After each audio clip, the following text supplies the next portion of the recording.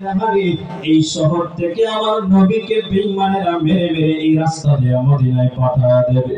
হাঁটতে হাঁটতে কয়েক শত মাইল হাঁটার পর এমন একটা জায়গায় যা হাজির হয়, ওই জায়গার মধ্যে কোনো মানুষ নাই, কোনো বাড়ি নাই, কোনো ঘর নাই, কোনো গাছ বৃক্ষ নাই, ধুধু প্রান্তর। তাওরাতের আলেমেরা একজন আরেকজনকে বলাবলি করে বলতে রইল, ভাইয়া এটাই তো দেখা যায় সেই ইয়াসরিব, যে ইয়াসরিবের কথা আমরা তাওরাত কিতাবে শুনে আসলাম। জোরে বলুন সুবহানাল্লাহ। এই এলাকার আরামত রাস্তাঘাট ভরে দিয়ে এটাই হইল সোনার মদিনা। সব আলেমেরা ইয়াসরিবের দুলুম প্রান্তরে বসে যায়, ইয়াসরিবের মাটিগুলো নিয়ে শরীরে মাখে, গায়ের মধ্যে মাখে। ইয়ামেনের বাদশা তুবাই আউয়াল হাইয়ারি মদিনার মাটিগুলোকে চোখের মধ্যে সোনা হিসেবে মাখে আর কান্না করে, ও মদিনাওয়ালা, ও মদিনাওয়ালা বলে বলে দুইটা চোখের পানি ফেলে ফেলে কান্না করে। এমন ভাবে দুইটা চোখের পানি ফেলে ফেলে কান্না করে, ওই যে ইয়ামেন থেকে 400 জন আলিম বাদশার সাথে গিয়েছিল, তারা ডাক দিয়া বলে, ও বাদশা, যেহেতু একবার মদিনার শহরে চলে আসলাম, এই মদিনা থেকে আমরা যাব না। আজকে থেকে নবীজি আসার আগ পর্যন্ত ইয়াসরিব শহরে আমরা বসবাস শুরু করে দিলাম। আরো জোরে আওয়াজ দিয়া বলো না রে বাবা সুবহানাল্লাহ। মনে বড় আশা ছিল যাব মদিনায়। মদিনা যাইতে মন চাইনি, আর কার মন চায় হাত দেখতে আল্লাহকে দেখা দাও, যাব না আমি। এই জন্য একটা জবান বন্ধ রাখবেন না। আমার নবীর রওজা জিয়ারতের আশায়, নবীকে স্বপ্নে দেখার আশায় সবাই জবান ছেড়ে আমার সাথে বলো, মনে বড় আশা ছিল যাব মদিনায়। সালাম আমি করব গিয়ে, সালাম আমি করব গিয়ে নবীর রওজায়।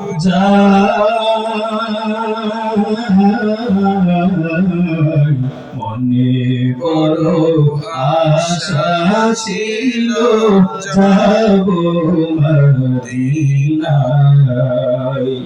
আরব সাগর পাড়ি দেব, নাই কো আমার তরি,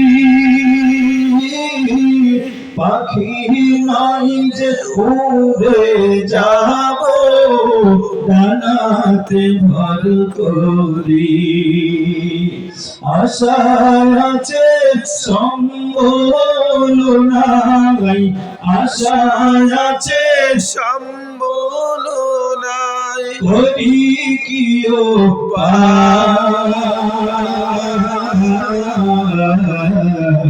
মনে বড় আশা ছিল যাব মদিনায়। এমন ভাবে তো পাওয়াল হামিয়া 400 জন আলেম মদিনায় যা কান্না করে, দুইটা চোখের পানি ফেলা কান্না করে। আলিমেরা ডাক দিয়া বলে, ওরে বাদশা, যেই ইয়াসরিবে একবার চলে আসলাম, আমরা আর ইয়ামেনে ফিরে যাব না। বাদশা ডাক দিয়া বলে, কেন কেন? ইয়ামেনের শহরে তো তোমাদের জন্য রাষ্ট্রীয় কোষাগার থেকে খাবারের ব্যবস্থা করা হয়, তোমাদের জন্য তো রাষ্ট্রের পক্ষ থেকে ভাতা বেতনের ব্যবস্থা করা হয়, কেন তোমরা যাইবা না? এবার 400 জন তাওরাতের আলেম ডাক দেয়া বলে, ও বাদশা শুনো, তোমার বেতন ভাতার আমাদের কোনো দরকার নাই। যেই নবীর জন্য তাওরাত কিতাবে পড়ে পড়ে নবীর শহরটা দেখার জন্য পাগল, নবীর শহরে যেহেতু একবার চলে আসলাম, আর আমরা ইয়ামেনে ফিরে যাব না। এবার বাদশা ডাক দেয়া বলে, তোমরা থাকো, আমি গেলাম, তবে তোমাদের জন্য আমি একটা কাজ করে দিয়ে যেতে চাই। বলে, কি কাজ করে দিবা? তোমরা 400 জন আলেমের জন্য এই মরু প্রান্তর দুধু বাড়ির মধ্যে তোমাদেরকে আমি 400টা ঘর বানায় দিতে চাই। সুবহানাল্লাহ। বাদশা এবার 400 জন আলেমের জন্য 400টা ঘর বানায়, আরেকটা ঘর সুন্দর করে মনির মাধুরী দিয়া দিয়া নিজের হাতে বানায়। আলেমেরা জিজ্ঞাসা করে, ও বাদশাহ, এই ঘরটা তুমি কার জন্য বানাও? এবার বাদশাহ ডাক দিয়া বলে, ওরে আলেমের তো একটা 400 ঘর আমি তোমাদের জন্য বানাইলাম, আর একটা ঘর আমি আমার মনের মাধুরী দিয়া আমার নবী মুহাম্মদ আরবির জন্য বানাইতেছি। আর জোরে আওয়াজ দিয়া বলো না রে বাবা, সুবহানাল্লাহ।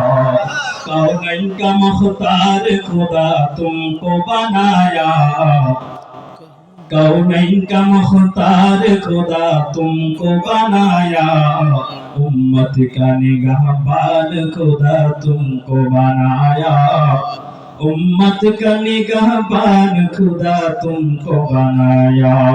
मौला मेरा आका मेरा रहमत की नबी है, मौला मेरा आका मेरा रहमत की नबी है, तजदार मदीना के तुम्हारे अरबी है, तजदार मदीना के तुम्हारे अरबी है।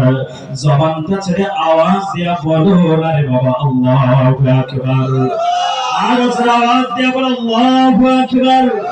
মুসলমান ভাইরা আমার, 400 জন আলেমকে 400টা ঘর বানায় দেওয়ার পর একটা ঘর আমার মায়ার নবীর জন্য বাদশা বানায়। নবীর জন্য ঘরটাকে বানায়া একটা তালা ঘরের মধ্যে ঝুলা দিল। তালাটা ঝুলানোর পরে চাবিটাকে 400 জন আলেমের যিনি আমির তার হাতে ধরা দিল। আরেকটা চিঠি আমার নবীর জন্য লিখি, নবীর জন্য চিঠি লিখে চাবি আর চিঠিটা আমির সাহেবের কাছে দিয়া গেল। আর ওসিয়ত করে গেল, আমির সাহেব তুমি ইন্তেকালের আগে তোমার সন্তানের কাছে চিঠি আর চাবিটা পৌঁছায়া দিবা। সে ইন্তেকালের আগে তার সন্তান তার সন্তান তার সন্তান এমনি ভাবে পৌঁছাতে যেন 1000 বছর পরে আমার মুহাম্মদ আরবির হাত পর্যন্ত পৌঁছে যায়। নবী এখনো দুনিয়াতে আসেন নাই, নবীর জন্মের কয়েক হাজার বছর আগের ঘটনা। কয়েকশো বছর যাওয়ার পর সংক্ষেপ কথা আমি ছেড়ে দিলাম, আমার নবী দুনিয়ার জমিনে পদার্পণ করলেন। আম্মা জান আমিনার ঘরটাকে আলোকিত করার পর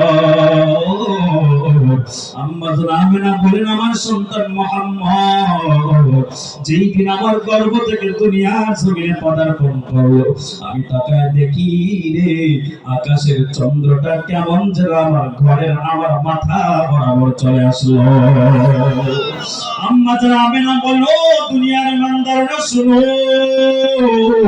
আমার সন্তান মুহাম্মদ যখন দুনিয়ার জমিনে পদার্পণ করলো, আমার সন্তান দুনিয়াতে আসার সাথে সাথে যে 1000 বছর ধরে প্রজ্বলিত আগুন, যে পারস্যের বেঈমানেরা আগুনকে প্রজ্বলিত করলো, ওই আগুন নিভে গেল। আমি আমেনা মক্কা নগরীতে থেকে ওই পারস্যের রোম সম্রাটের রাজপ্রাসাদগুলো আমি 2 নজরে দেখতে পেলাম। আর সংক্ষেপ করে দিলাম, নবী আমার নবী হয়ে গেলেন। হেরা গুহা থেকে ওহী নেওয়ার পর দুনিয়ার মানুষের কাছে যখন কালিমার দাওয়াত শুরু করে দিলেন, আবু জাহেল আবু লাহাব উতবা সাইবা বেঈমানদের মাথাটা গরম হয়ে গেল। সংক্ষেপ কথা, আমার নবীকে মারার জন্য এমন কোন চক্রান্ত নাই যে চক্রান্ত বেঈমানেরা করে নাই। সর্বশেষ একটা চক্রান্ত শুরু করে দেয়, তারা বলে মুহাম্মদের মারার জন্য এমন কোন চক্রান্ত নাই যে চক্রান্ত আমরা করি না। এবার যদি মুহাম্মদের মারতে না পারে আমাদের নেতাগিরি আর টিকবে না, মাসানি আর চলবে না। তাহলে কেমনে মুহাম্মদের মারা যায়? চতুর্দিকে রাত্রি বেলা আমার নবীর ঘরটাকে ঘেরাও করার সিদ্ধান্ত বেঈমানেরা নিয়ে নিল। আমার আল্লাহ জিবরাইলের পাঠায় বলেন, জিবরাইল যাও আমার বন্ধু নবীকে গিয়া বলো মক্কার বেঈমানেরা আজকের রাতে আমার নবীকে মারার জন্য প্রস্তুতি গ্রহণ করা শুরু করে দিয়েছে। আমার বন্ধু নবী যেন আজকের রাতে মক্কায় না থাকে, আমার নবী যেন মক্কা ছেড়ে মদিনার দিকে রওনা শুরু করে দেয়। সুবহানাল্লাহ। নবী আমার আলীকে ডাক দিয়া বলে, আলী, আজকে তুমি আমি নবীর জন্য একটা নজরানা পেশ করতে হবে, একটা ভালোবাসার উদাহরণ পেশ করতে হবে। ডাক দিয়া বলে, ওগো পয়গম্বর, আপনার জন্য আমি নিজের জীবনটাকে সঁপে দিতে রাজি আছি, কি করতে হবে বলে। নবী আমার ডাক দিয়া বলে, আলী রে, আজকের রজনীতে আমি মক্কা ছেড়ে মদিনায় চলে যাব। তুমি আমার চাদরটাকে গায়ে জড়ায়া আমার বিছানার মধ্যে তুমি শুয়ে থাকবা। বেঈমানরা এসে আমাকে না পেয়ে তোমাকে আর কিছু করবে না।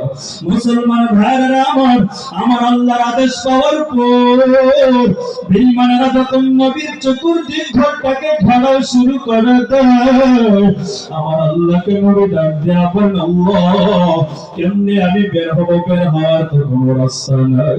সিরাত ইবনে হিশামের মধ্যে লেখা হয়, আমার আল্লাহ বলে, বন্ধু, টেনশনের কোনো দরকার নাই, এক মুষ্টি মাটি নিয়ে ছিটায় দাও। নবী আমার এক মুষ্টি মাটি নিয়ে ছিটায় দিলে বেঈমানদের চোখের মধ্যে অ্যাটম বোমের মতো আঘাত করলো। চোখ গলতে গলতে নবী আমার তাদের চোখের সামনে দিয়ে বের হয়ে চলে গেলেন। সুবহানাল্লাহ। মক্কার কিনারায় বাইতুল্লাহর কাছে যায় নবী আমার দুইটা চোখের পানি ফেলে ফেলে কান্না ভাবাস। নবী আমার বাইতুল্লাহকে জড়ায় ধরে বুকটা লাগায় বলে, ওরে বাইতুল্লাহ, তোমার কাছে দাঁড়ায় জীবনে কত নামাজ আমি আদায় করলাম, তোমার কাছে আমার শিশুকাল, কৈশোর, যৌবন সব তোমার কাছে দাঁড়ায় দাঁড়ায় আবার কেটেছে রে বাইতুল্লাহ। আজকে আমার বংশের লোকেরা আমাকে মেরে মেরে মক্কা থেকে বের করে দিল, জানি না আবার কবে তোমার কাছে আমি ফিরে আসবো রে বাইতুল্লাহ। নবী আমার অশ্রুসিক্ত নয়ন নিয়ে মদিনার দিকে রওনা করলেন। হযরত আবু বকরের বাড়ির কিনারায় নবী আমার দাঁড়ান। আবু বকরের বাড়ির কিনারায় দাঁড়ানোর পর নবী আমার জোরে ডাক দেন নাই, আস্তে করে মৃদু শব্দ দিয়ে ছোট্ট একটা সালাম পৌঁছা দিলেন। আস্তে করে সালাম দেওয়ার সাথে সাথে হযরত আবু বকর দরজা খুলে দাঁড়ায় বলে, লাব্বাইকা ওয়া সাআদাইকা ইয়া রাসূলুল্লাহ। আর জোরে আওয়াজ দিয়া বলো না রে বাবা, সুবহানাল্লাহ। নবী আমার ডাক দেয়া বলেন, আবু বকর, বেঈমানেরা শুনবে বলে তোমাকে আমি আস্তে করে সালাম দিলাম। সালামটা দিতে দিদি হয়, তুমি দরজা খুলে দাঁড়াইতে বিন্দু পরিমাণ দেরি হয় না রে আবু বকর। ও আবু বকর, তুমি কি আজকের রাতে ঘুমাও নাই?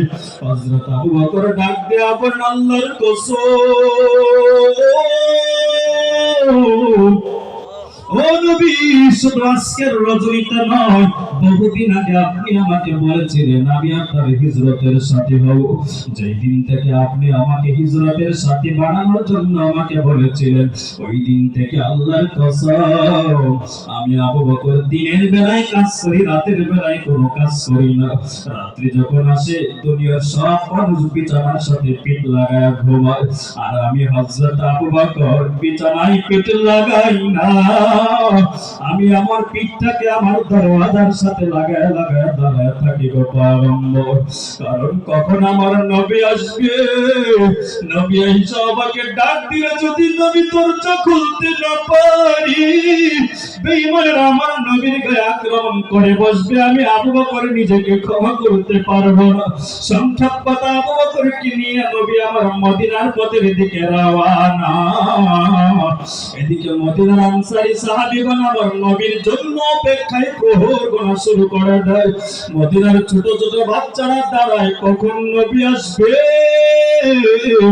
মক্কার বেঈমানেরা আমার নবীকে চিনল না, কখন আমার নবী চলে আসবে। নবীর অপেক্ষায় ছোট ছোট বাচ্চারা রাস্তার মধ্যে দাঁড়ায় প্রহর গুনতেছে। হঠাৎ করে নবীর অপেক্ষায় প্রহর গড়ে, নবী তো আসে না, নবী তো আসে না। সন্ধ্যা যখন ঘনিয়ে আসলো, হঠাৎ করে মদিনার সাহাবীরা তাকায় দেখে মরুভূমি বাড়ির মধ্যে পূর্ণিমার চাঁদের মতো মিটি মিটি কি যেন দেখা যায়। মদিনার আনসারী সাহাবীগণ দৌড়াইয়া কাছে গেল, গিয়ে দেখে এটা আর কেউ নয়, এটা তো আমার রহমাতুল লিল আলামিনের চেহারা। এটা আমার মায়ের নবীর চেহারা। ছোট ছোট বাচ্চারা দৌড়াইয়া আমার নবীকে জড়ায়া ধরে, দাঁড়ায় আমার নবীর হাত মোবারকে চুমু খায়, কপাল মোবারকে চুমু খায়। কোন বাচ্চারা আমার নবীর দাড়ি মোবারকে ধরে ধরে আদর করে। আমার নবী ও মদিনার বাচ্চাগুলোকে চতুর্দিকে এমনি করে বুকের সাথে জড়ায়া ধরলেন। নবী আমার ডাক দেয়া বলেন, ওরে মদিনাবাসী, আমার গোষ্ঠীর লোকেরা যেমনি ভাবে আমাকে মেরে মেরে মক্কা থেকে বের করে দিল, আমি কোনো উপায় না পেয়ে তোমাদের কাছে আমি আশ্রয় নিলাম। তোমরাও কি মক্কাবাসীর মতো আমার সাথে আচরণ করবা কিনা? সুবহানাল্লাহ। মক্কার মদিনার ছোট ছোট বাচ্চারা ডাক দেয়া বলেন, আগো পয়গম্বর, আল্লাহর শপথ, আমাদের দেহে এক ফোঁটা রক্ত যতদিন থাকবে নবী, আপনি নবীর গায়ে একটা ফুলের আঁচড় পর্যন্ত পড়তে দিব না গো নবী। জোরে বলুন সুবহানাল্লাহ। ভুলে যেতে চাইলেও ভোলা যায় না, বলো ভুলে যেতে চাইলেও ভোলা যায় না।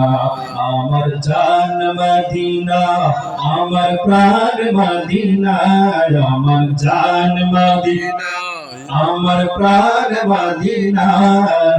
ভুলে যেতে চাইলেও ভোলা যায় না, বলো ভুলে যেতে চাই ভোলা যায়। এবার মদিনার বাচ্চারা যখন এমন কথা আমার নবীকে বলে ফেললো, নবী আমার ডাক দেয়া বলে, বাচ্চারা তাহলে তোমাদের কাছে আমি থেকে যাব। এবার আনসারী সাহাবীগণ আমার নবীকে হাত ধরে ধরে টানে, বলে, নবী আমার বাড়িতে একটু চলেন, আমার বাড়িতে একটু চলেন। কারণ তাদের ধারণা হলো রাহমাতুল লিল আলামিনের দুইটা কদম যদি আমার বাড়ি মোবারকে পড়ে যায়, তাহলে আমি সাহাবীর জীবনটা ধন্য হয়ে যাবে। সুবহানাল্লাহ। নবী আমার ডাক দেয়া বলো, সাহাবা কেরাম আমাকে টানবা না, আমি তোমার